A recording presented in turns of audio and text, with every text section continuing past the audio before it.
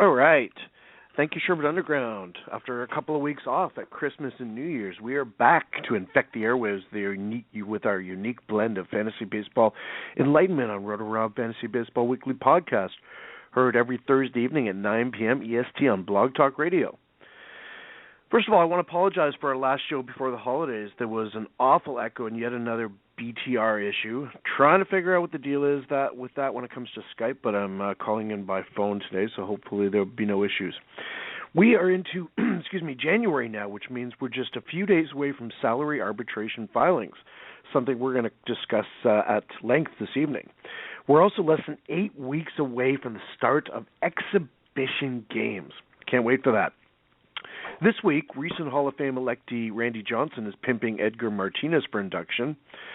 Justin Upton doesn't seem concerned about how Petco may affect his production. Let's see what he says when he's still trying to reach double digits in homers in August. And the Hall of Fame vote was announced with a whopping 4 new entrants, including the aforementioned Johnson, along with Pedro Martinez, John Schmaltz, and Craig Biggio. We're going to cover some of these stories and many more over the next 50 minutes or so pull up a beanbag chair and get comfy. I'm RotoRob, and my guest this week is RotoRob writer Michael Seff. How are you this evening, Michael?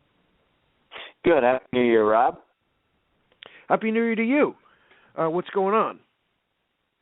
Well, I'm down in Florida for the holidays, so just enjoying the last of the sunshine before I hit the snow.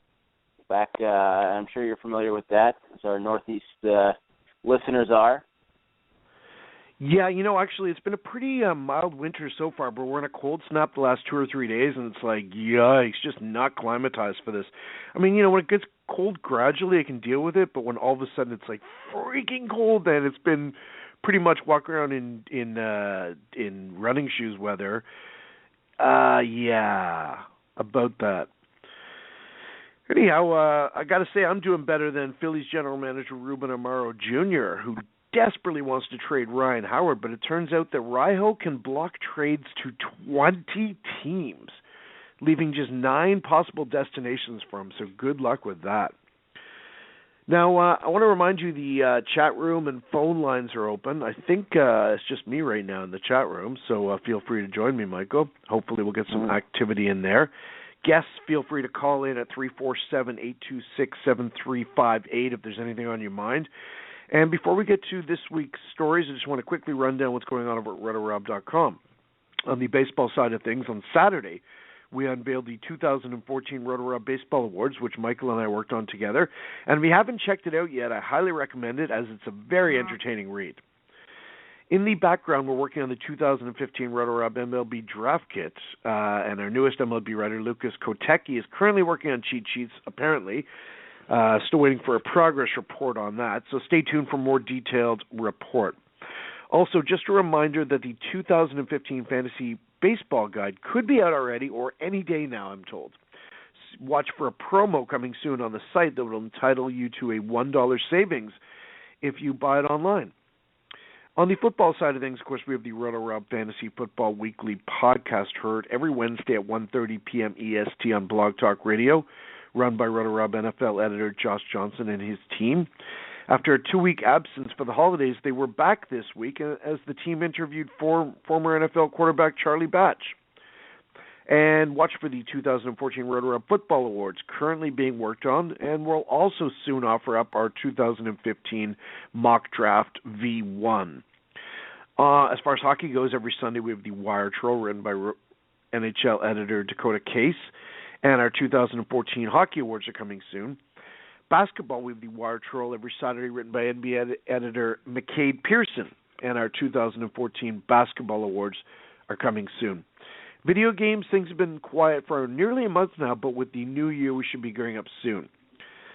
We are now just 2 articles shy of reaching 3,975 in the site's history, so should reach that mark this weekend. And don't forget to follow RotoRob on Twitter. We're now just 22 followers shy of 3,450, so come and join the party. And while you're at it, follow Michael at Draft America, who needs just 5 more to reach 100 followers. All right, let's get to some news, Michael. All right. The deadline for salary arbitration filing is January 13th, so we're 5 days away. And Any interesting cases you're following this year? They're all pretty interesting. I mean, I'd like to see some of the pitchers. You know, I'd like to see where the bar is kind of set. And, you know, every year it seems like there's always one or two cases that sort of set things up. And I think we've kind of seen that trend.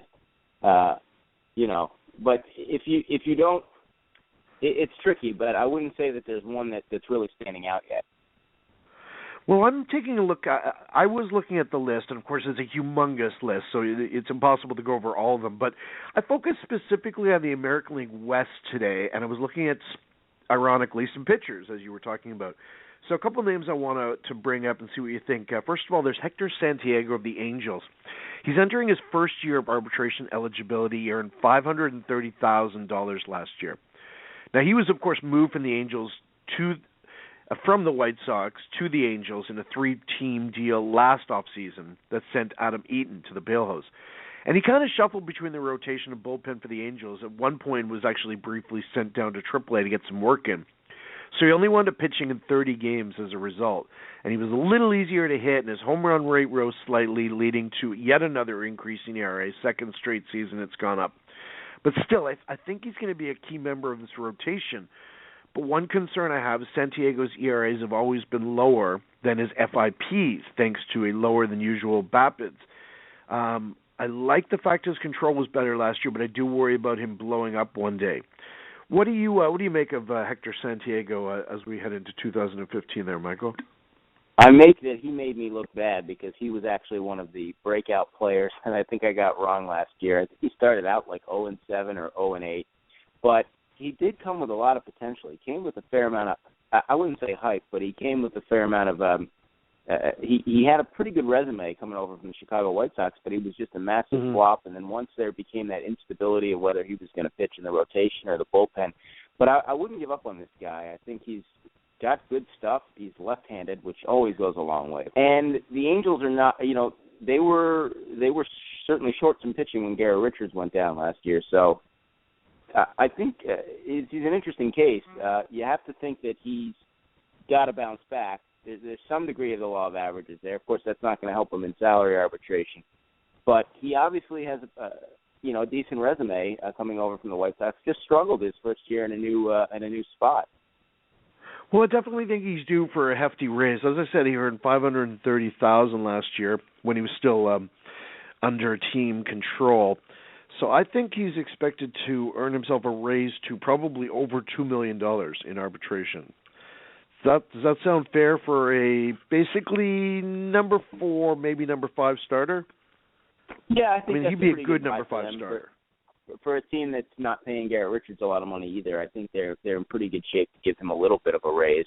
I mean, last year raised some eyebrows, but you know what? Everybody can have about 1 year. But when you start having bad consecutive years, which he hasn't really had yet, that's when your value really goes down. So I think that sounds about the right ballpark for him. Another guy I'm looking at, actually a couple of starters on Oakland Oakland's got a ton of arbitration cases coming up, a ton. I mean, yeah, I believe they have 14. Not necessarily cases, but they have like 13 or 14 players who are on their list. Yeah, it's a ridiculous amount that are arbitration eligible this year. Jesse Chavez is entering his second year of arbitration. And we recommended him in the season debut of the Wire Troll, and it was actually a solid call as he enjoyed a career year despite some home run issues. And speaking of those home run issues, after he got burned for 3 homers by the lowly Astros in his final start in July, he was shifted out of a crowded rotation to the bullpen, where he remained for the rest of the season. Of course, at that time, the A's had made a few moves to bring in some starters, including John Lester. So Chavez was the odd man out at that point. Still, he wound up with a career-best 3.45 ERA, and he was better as a starter, 3.44 versus 3.54 as a reliever, almost no split there. But as far as I know, he's expected to get another chance to start this year. So what do you make of Jesse Chavez there? Yeah, Jesse Chavez is actually pretty much a journeyman, despite the fact that he's 31 years old. Of course, he looks like he's about 21. And he's pitched for a number of teams. Pitched for the Pirates, the Braves, the Royals, the Jays, obviously, and now the A's. And he definitely deserves another look. He put up pretty good numbers, despite the start that you alluded to against the Astros. His overall numbers were pretty darn good for a guy that throws hard, keeps himself in pretty good shape. And clearly the A's, losing Lester, losing Samardzija, they're going to give some other guys a look. I mean, Jesse Chavez had a 3.45 ERA, started 21 games last year, and had, I think always one of the great numbers to look at, fewer hits than innings pitched. And that's pretty impressive. And so this is a guy that actually did not start a game in the previous year. So he kind of gave himself, I think he gives himself some flexibility because obviously he's got value as both a starter and a reliever, and that's definitely going to help his case. He's certainly more arbitration valuable than Hector Santiago, I would think. Yes, I definitely agree, especially since it's his second year of arbitration. But you alluded to the fact that he stuck around for a while. You're absolutely right. He was never really a top prospect coming up, but he stuck around and persevered. So, it's nice to see a guy like that get a chance to earn some serious coin now because as he enters his fifth year in the season, like last year he was eligible for the first time and he signed for $775,000. Now he's going to start earning real money. I think this year he'll probably get around $2.5 million based on what he did last year. That sound about fair to you? Yeah, I think anywhere between $2 and $3 million is pretty much what you're looking at with him. As you said, I mean, you got, 56% of the A's, they have 14 players that are arbitration eligible, and he's a guy that has a lot of value, and I think that the fact that he's, a veteran guy, but he's certainly not old, he's some things working in his favor. So I think 2.5, 3 is kind of the ballpark for him. And I agree with what you said. I like a guy that is kind of been a journeyman as he has, pitched for a number of teams, but really once he finds some stability, is also finding some success. Yeah, and obviously setting himself up for life in terms of cash now. So, it's just nice to see it pay off when a guy sticks around and he's kind of on the cusp and finally gets his payday. Because, once you get into arbitration, you start earning the kind of money that's obviously going to make a difference, for the rest of your life. Right. So that's good to see. Another Oakland, and this is a more interesting case, another Oakland starter who's heading for arbitration for the first time is Jarrod Parker. And, of course, we slotted Parker in the top 65 in our starting pitchers rankings last year heading into 2014. But he wound up requiring his second Tommy John surgery of his young career and missed the entire year. And there's talk that he may get a late start to the season, although he has been playing catch since early August. So this is a unique situation where, of course, he didn't pitch at all last year, but, and now he's arbitration eligible. How do you like Jarrod Parker there, Michael? Well, the fact that he's not only coming off this Tommy John surgery, but another one certainly going to hurt him. He's pitched now 2 years. The 2 years that he's pitched for the A's, he's been remarkably, I think, consistent, you would say. He's 13-8, 12-8. He's had ERAs under 4. And he's a young guy, so there's still hope there that he's going to, be okay and he can regain his form. He's only 26 years old, but I don't think he's going to get a lot because of the injury concerns, because of the fact that they've got, they have another guy too, in AJ Griffin, similarly going to be coming back from an injury. And yes, it's too bad. It's too bad because Parker is a good young pitcher. He's one of the guys that came over in that trade with Arizona that sent Trevor Cahill. And he really, at this point, there's not a lot he can do to prove what he's able to do, and that really handicaps him. The fact that he hasn't pitched on in a major league game in 2 years now, it'll be 2 seasons. So he's not looking at a lot. I mean, if he gets around $1 million, anywhere between 1.5, even that would probably be a surprise. And it's kind of a shame. Yeah, I don't even think he'll get $1 million, but probably close to. Yeah, and again, probably there's close. Not much at this point that he can do now other than rest on his laurels of 2 very good seasons that he had prior to his injury. But again, that's not a huge sample size, and there's major concern for a guy with 2 Tommy John surgeries at only 26 years old. So yeah, even $1 million is stretching. But true. You know what? I mean, if they get him and he pitches well, that's quite a bargain. Oh, yeah, absolutely. Well, there's no doubt that their talent is there. Of course, the A's pitching staff was battered last year. You alluded to the fact that A.J. Griffin was lost, also Drew Pomeranz, and that was before even July rolled around. So they suffered some major damage early in the first half last year. But he was phenomenal as a rookie in 2012 as part of that amazing 3 rookie staff that had Griffin and Tommy Malone. But I think he regressed a bit in 2013 because of some long ball issues. You know, he was actually lucky that his ERA was under 4, but a BABIP of just 260 really helped there. So I think that sort of artificially kept his ERA down.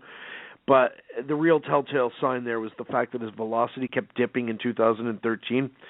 That was a red flag. He was going to suffer a serious injury, and sure enough, we saw it happen again. I will be very interested to see when he does come back how well he does.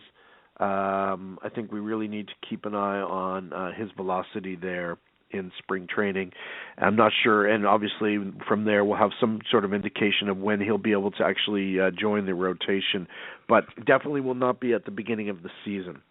Right. Maybe around the All-Star break, maybe May, June, if he's progressing well. We'll see. So, turning our attention, I want to, of course, we had the Hall of Fame announcement this week. Much discussion about that, and we'll talk about that a little bit later, perhaps. But I wanted to skip ahead a year and look now to the Hall of Fame class of 2016. The big names to be added to the ballot next year will be Ken Griffey Jr., of course, Trevor Hoffman, and Billy Wagner. Now, let's start with Griffey. What's your assessment of his chances there, Michael? I was always a big Ken Griffey fan. I think it was hard not to be, and I think he's going to be a first ballot Hall of Famer. I really do. I think that he had, as much as success as he had pretty good longevity. I know that he didn't finish his career in Seattle. There are plenty of people that wish that he had, and he didn't ever get to wear a World Series ring. But everything else, I mean, he was just a special player, and I think at one point in his career, he really was a one-of-a-kind type player. So even beyond the great numbers that he put up, I think he kind of was. I almost want to say the face of baseball, one of the faces. I still remember. I think that's fair. Playing Ken Griffey Jr. Presents Major League Baseball on Super Nintendo was actually one of my favorite games. I'm not saying he deserves to be in a Hall of Fame for that. He was a natural. He was a great-looking guy with big smile all the time. I mean, he could do anything on the diamond. Yeah, he was and he had a squeaky clean reputation. Like, what more did baseball want as the face of the game? Yeah, absolutely. And he spent 11 years at the Mariners. Still remember him as the first guy to ever play on the same field as his father. How cool is that? Imagine that. Yeah. Most kids have enough trouble getting their dads to go out and have a catch with them. Ken Griffey's playing in the same outfield. So he played 11 years there. When he went to Cincinnati, he wasn't quite the same player, and I do think that is obviously an argument against him. His best years came with the Mariners, won the MVP in '97, just phenomenal year that year, just leading the league in so many offensive categories. And of course, his second stint with the Mariners was very unceremonious, the way it ended after just 33 games in 2010. But all of that aside, because of his reputation, I think because of what he meant to the game, he was a true star in his era. And that alone that's a big deal. But of course, the numbers speak for themselves. He has 630 career home runs. That's not bad. 1,836 RBIs. I think he's got to go on the first ballot. I mean, I wouldn't be shocked if he did, but I think he does. There's absolutely no doubt. Especially considering how much of the ballot was cleared this year with the 4 guys getting in. Not only is he a slam dunk first ballot, but I think it's just a matter of how big a percentage of the votes he gets. He could even challenge Tom Seaver for the highest percentage of vote ever. It's that possible, or certainly perhaps approach Cal Ripken as the highest percentage among position players. Slam dunk to me, 13-time All-Star, 284 career hitter, 2,781 hits. You mentioned the homers. That is 6th all-time. The RBIs, the MVP, the 10 Gold Gloves.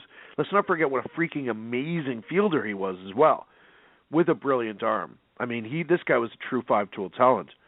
And I think to me the big key here is that even while he played at the height of the steroid era, he was never suspected of doping once. Oh, you're breaking up there, Michael. Sorry, I said it. Sorry. Boy, is that huge because so many of his compadres, Barry Bonds and Roger Clemens, that have been snubbed now a few times, he managed to get through that entire era unscathed, even though he was putting up monster numbers along with them. To me, he's the only slam dunk next year, as far as I'm concerned. We got Trevor Hoffman is probably the next best choice as far as the first-year ballot players go. Obviously, all-time saves leader when he retired. I do think Hoffman will get in, but I don't necessarily think he's going to get in on the first ballot. I really don't. I mean, when I look at the players that deserve to be in the Hall of Fame more than Hoffman, you've got Bonds, and forget about the steroid shit for a second. You got Bonds, you got Clemens, Griffey, of course. You got Piazza, you got Sammy Sosa, you got Curt Schilling. Even Mark McGwire I would put ahead of Trevor Hoffman of guys who I think are Hall of Fame worthy. What are your thoughts on that? Yeah, I'm with you that he's not a first ballot Hall of Famer. It's such a polarizing thing because this is a guy that it never felt like Trevor Hoffman was that dominant. I mean, his go-to pitch was his changeup, So in some respects, it's almost like he was dominant in that, he was able to keep hitters off balance constantly, as opposed to the closers that we usually think of, 95, 97, 98, those guys that throw, or even Rivera with a great cutter. But he retired as the all-time saves leader. Only twice did he actually ever lead the league in saves. I find that a bit surprising. So you're talking about a guy that was he got the role in San Diego because, remember, of course, he started with the expansion Florida Marlins in 93. And because he's grouped with some big names, both on the 16 ballot and guys, as you mentioned, Bonds and Clemens that haven't gotten in, that'll set him back. He was a remarkably consistent guy, and also, again, kind of like Griffey, a very likable guy. Maybe a bit overshadowed in his early days with San Diego because Tony Gwynn was the face of the franchise, but he kind of embodied that. And he was still pretty good when he went to Milwaukee, at least in his penultimate year, and struggled when he went out. But overall, you're talking about a guy that played parts of 19 seasons. So longevity, as we've said, it really pays off in the long run. And Hoffman, I don't think he'll be a first ballot, but he will get in. I'm going to say about the third time he'll get in. That sounds about right to me. He had 601 saves. He was the first ever to reach 500 and 600. Held the all-time record from 2006 to 2011 when Mariano Rivera finally passed him. And you talked about Hoffman's changeup. I mean, when you're talking about a single dominant pitch, he perhaps had the best changeup ever. I mean, you knew it was coming and you still couldn't hit it. That is unbelievable. When you know the changeup's coming and he still gets you, wow. It's like how come people can't hit Mariano Rivera's cut fastball even though they know it's coming? It's the same kind of idea. Now, I think it could be some time before we see another starting pitcher elected because we just had 5 go in over the last 2 years, so that kind of cleared the decks there a little bit. But we still have issues with relievers going to the Hall. There's only been 5 ever. I think Hoffman deserves entry, but like I said, I think it'll take a few years. And then we've got Billy Wagner. What's your take here? Well, if it's going to take Trevor Hoffman 3 years, it's Billy Wagner at least that much. Now, he's more in the mold of the closer that you think of at least today when you start talking about the Craig Kimbrells and the Papelbons and the guys that blow you away with a great fastball. 422 saves. He did it early in his career. It was with the Astros, 9 years. But then he kind of bounced around a little bit. Didn't quite find that dominant form. He did have 37 saves. He actually had a great year to end his career, which I think is always big. That's a bigger deal than people think because going out on top, it's very hard to do.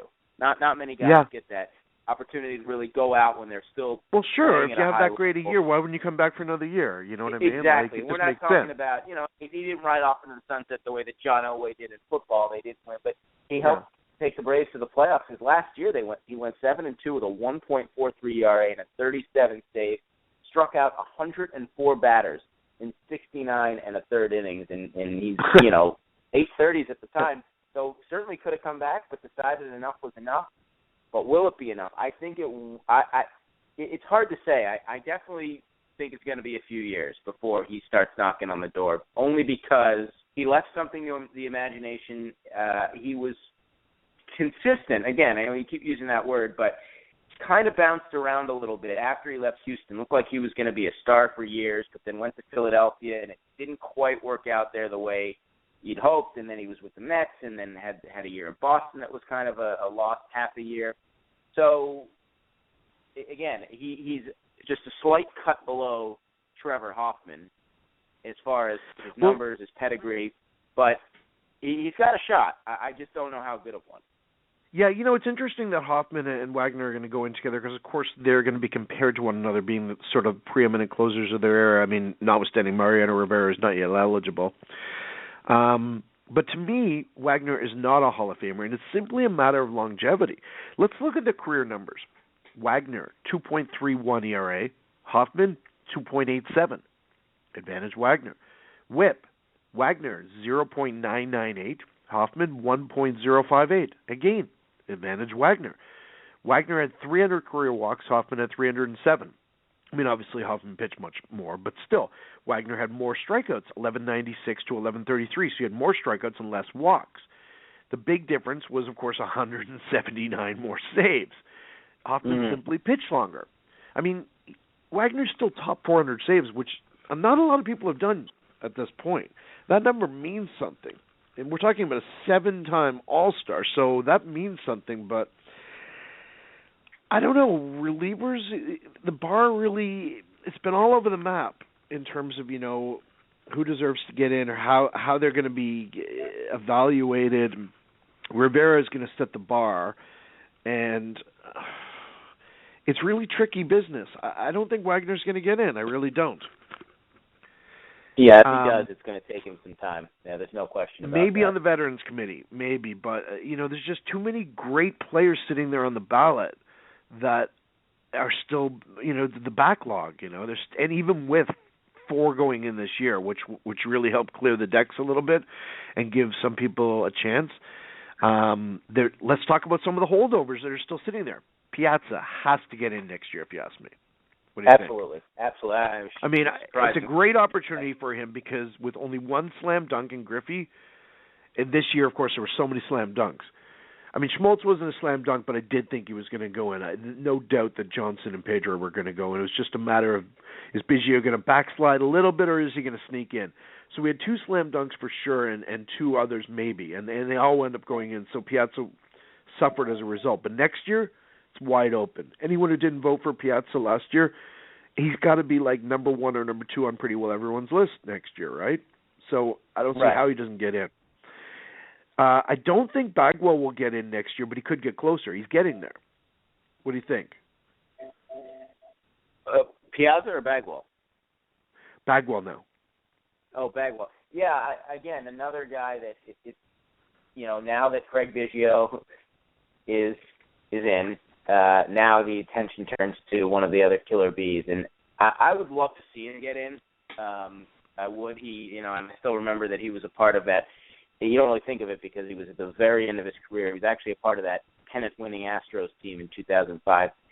The question, again, as you pointed out before, it may come down to longevity. Now, it sounds crazy to say that with a guy that played in 2,150 games in his career, played 15 years. What was most impressive is 4 times Bagwell played in every single one of his team's games. 449 homers. That's pretty good. When you start putting it up against some of today's power hitters, that's where it may pale a little bit in comparison. But Bagwell had at one point 6 consecutive 100 RBI seasons. He had, I think, 8 over a 10-year span. He was a guy that got on base a lot. Well, that's the thing. 40% See, of the time. Bagwell walked so much that if he didn't walk so much, his home run total would have been higher, I think. Right.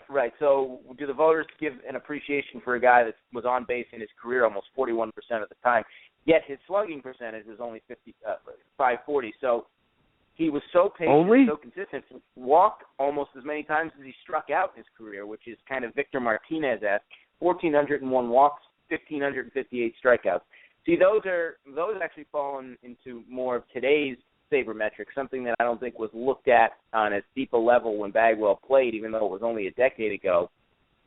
So the writers now are using it to measure people. I think today's writers become much more sophisticated in terms of his ability to analyze players. Well, I would hope so, because that's probably one of his strongest cases.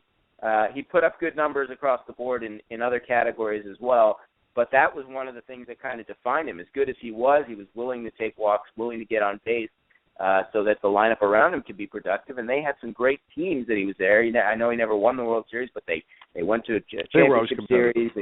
They were right. They were competitive, and it's been a long uphill battle without some of those stars since they've left. So I think Bagwell will get in. I call me crazy, think, but I don't know exactly when. It may take another couple of years. May have to still sweat it out, but I like. I'm on the fence there, again. but I'll tell you something. I think Tim Raines could get real close this year or next year rather. He made a big jump this year, and I think he could have an even bigger jump next year. Yeah, Tim Raines again. I mean, a guy that. Well, one of the things with him was speed. 4 straight years led the league in stolen bases. He had, it's remarkable, 90 stolen bases in 1983. 90 stolen bases. And then you want to talk about longevity, 23 seasons, parts of 23 seasons that he played in Major League Baseball. And you got to give him a lot of credit. I mean, he's not, when you talk to, the casual baseball fan about who are some of the greatest players, they may not even know Tim Raines, but well, absolutely, because he played most of his career, his heyday was in Montreal, so. Exactly. The first dozen seasons, he was north of the border, so maybe a lot of American fans didn't even know him. Had a lot of good years with the Chicago White Sox, then moved on, bounced around a little bit, actually had a second stint with the Expos. And I remember, the one thing I remember about his tenure in Baltimore was he joined Griffey as far as having a chance to share an outfield with his son. Very cool moment. But, yeah, Tim Raines, I think he could make the leap as well. I think he and Bagwell have strong cases based on their strong suits.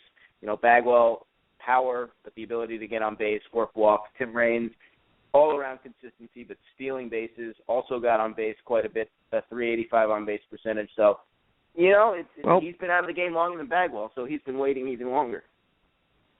Another guy I think has a chance to make a big jump, especially with so many starters off the board now, is Curt Schilling.